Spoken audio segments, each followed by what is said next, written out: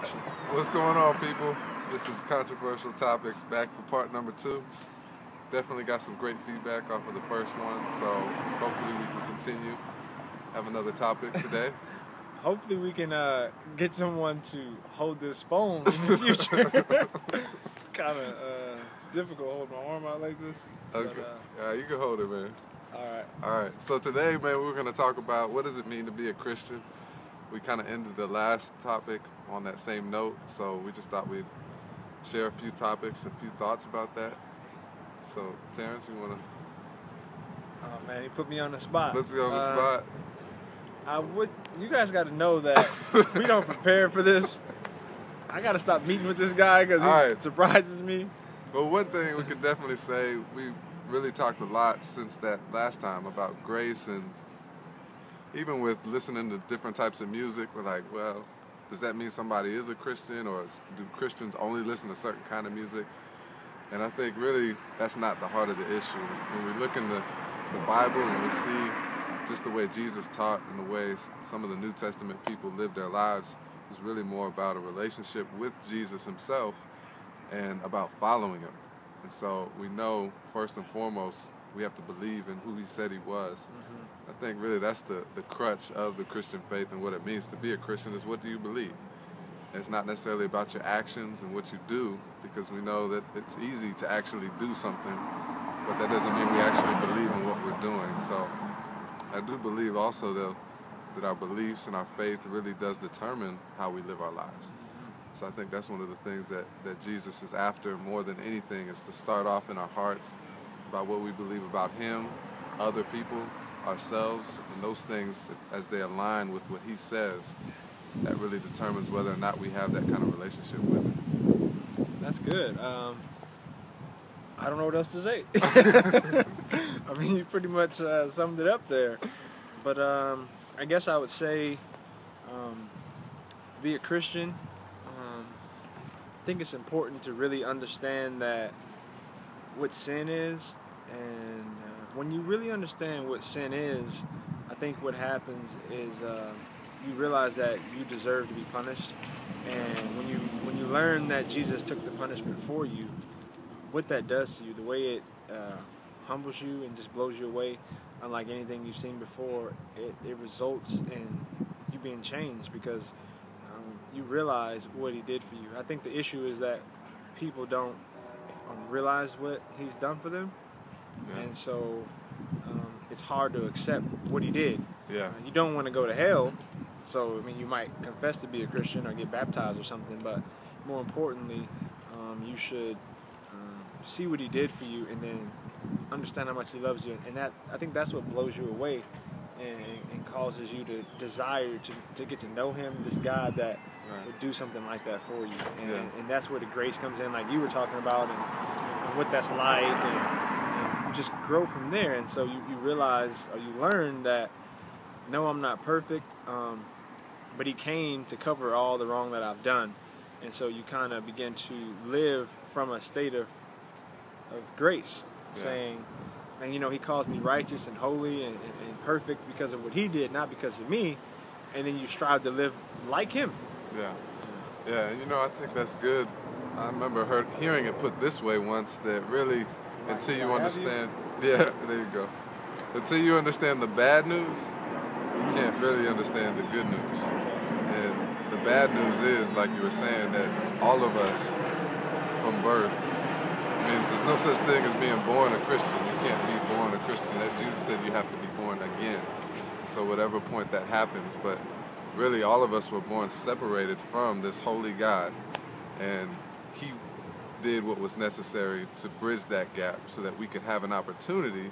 Doesn't mean everybody's going to accept that, but for those that do accept that, we have a chance to be reconnected to him. And I think understanding the punishment that we deserve, like you said, really helps us to embrace how much grace has been given and extended to us. And when we understand that for ourselves, it really helps us to extend that grace to other people. So even in the last video, I talked about how we treat and look and talk about Jay-Z, somebody like him. I think that grace that we understand, at one point, I was just as wicked and foul as he is, or as he is, and the things that he talks about. that understanding that allows me to have grace, because at one point I would have wanted somebody to give me the benefit of the doubt and extend grace to me to help me understand where I stood so that I could receive this gift that God has for us. And you referred back to the old video, and I guess I would just say, how can I get us both in there? I guess I can. Yeah. I guess I would say that I said about Jay-Z that how do we know he's not a Christian? Now, I wasn't saying that because to say that I believe that he is. What I meant by that was that there's really no way for us to tell. You got the wheat and the tares basically growing together. You can't tell by what somebody does or doesn't do. Now, of course, there's things that happen to you when you tree by its fruit. But as much as you can judge that tree by its fruit, I think much of us who've been saved do things that sometimes somebody could see us and say, uh-oh, they're not saved. Right. It's kind of like what I was talking to you about earlier today about Ty Tribbett, saying don't listen to this certain type of music because, it's just not right, and then he gets caught up in adultery. Thank you. And so it's tough because it's like, you're saying, man, if you live in this type of life, you can't be saved, you listen to secular music, but then the guy who says it falls in adultery. And I'm not saying that to jump on him. What I'm saying is I believe he's a believer, but I believe he fell into sin. And so if I'm looking at that fruit, I would say, oh, he's not a believer. And that's why I said it that way, because that's not what we're looking at. We're not looking at what do you do, it's what do you believe. I think that's what you said. And it's not that, as long as I believe, even the demons believe that there's Jesus, but you believe that he died for your sins, you truly believe that, and you trust in him to get you in relationship with the Father, then I think that's what it means to be a Christian. Well, I mean, I think one thing though, like I did say when you talk about judging a tree by its fruit, I think there is a difference between an act of sin and then the practice of sin, a continual lifestyle in it. And for those who have come into a knowledge of Jesus, I think there's a transformation that happens to where those things, not that we never do them, but we don't set our whole lives around practicing this continually. And not only that, but teaching other people to do the same thing. I mean, Jesus talks about what happens for those types of people, and it's not good. So I think that is one thing that we can look at when we look at somebody like these leaders in our society, and not necessarily for us to necessarily make the final judgment and say, yes, this person's a Christian or this one's not, but we look at the fruit in their life and we can tell whether or not we should be following them or whether or not we should be even listening to them.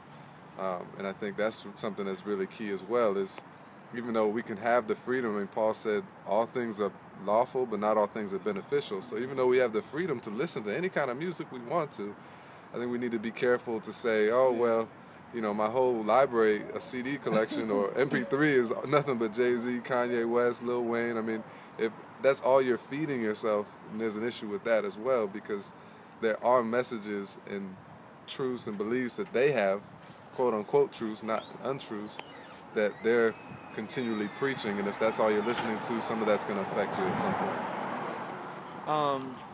I think you just brought up some good stuff. I think the last message you talked about, we also don't want to write them off. Turn it a little bit, bro.